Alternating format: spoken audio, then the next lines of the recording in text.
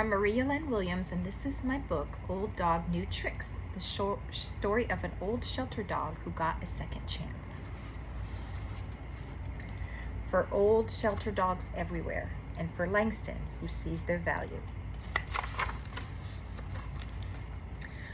Once there was a man named Mr. Pickett.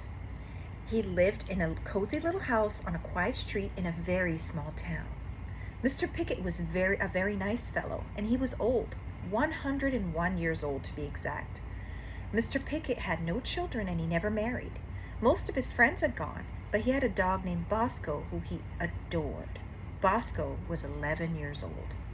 Dogs age faster than humans. For every year a human lives, a dog lives 7 years. This concept is called dog years. Boscoe was 11, but in dog years, that is 77 years old. If you put that in a math equation, it would look like this. 11 times 7 equals 77. During their time together, Mr. Pickett and Boscoe went on lots of walks. They also curled up on the sofa and watched old movies. On Saturdays, they got a special treat, vanilla frozen yogurt, which Boscoe loved. But Boscoe's favorite thing to do was to sit and listen to Mr. Pickett read the newspaper. Boscoe sat attentively at Mr. Pickett's feet, hearing all about what was going on in the world. Every now and again, Mr. Pickett would stop reading, look at Boscoe, and say, "Well, I did not know that, Boscoe. You learn something new every day." And Boscoe would wag his tail in agreement.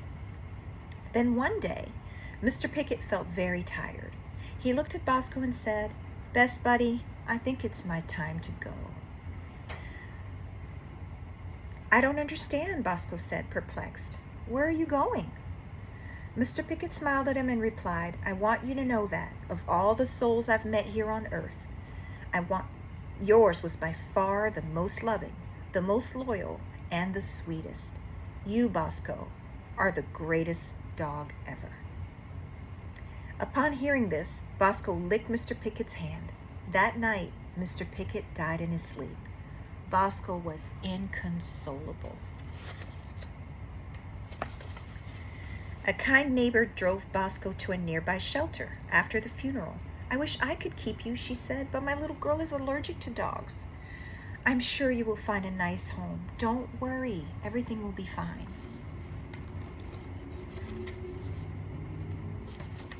At the shelter, Boscoe was panicked and scared.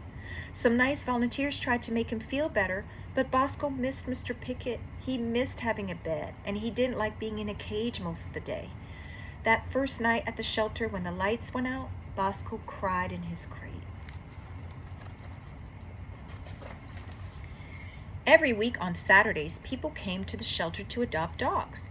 A family came in one day and asked about Boscoe. "He's cute," the dad said. "How old is he?" "He is 11, and he's a great dog. He's housebroken, and he knows how to sit and stay. He gets along well with everyone." The volunteer went on, "His owner just passed, and he's quickly become a favorite around here." "You know the saying, you can't teach an old dog new tricks," the man said.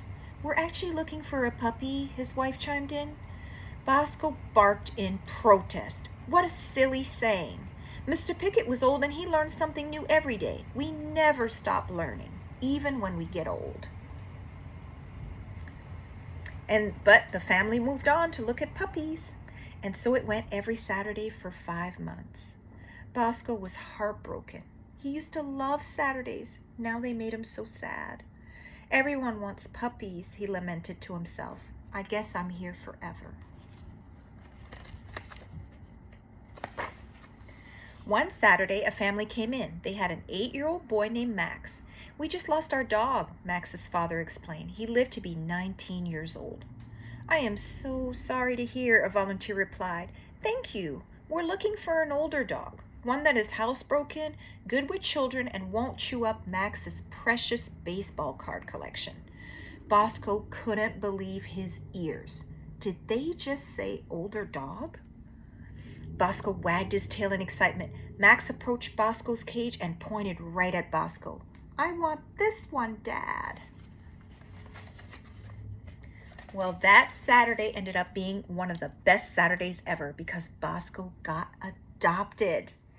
At his new home, he had a cozy bed, chew toys, stuffed animals, and a new best friend, Max. Max loved reading, which was great because Bosco was already an expert at sitting attentively and listening. Only now Bosco wasn't hearing about current events. He was hearing stories about ninjas, wizards, dolphins, space, and other dogs. It was all so fascinating. I had no idea ninjas were real, Bosco said one day as Max was reading to him.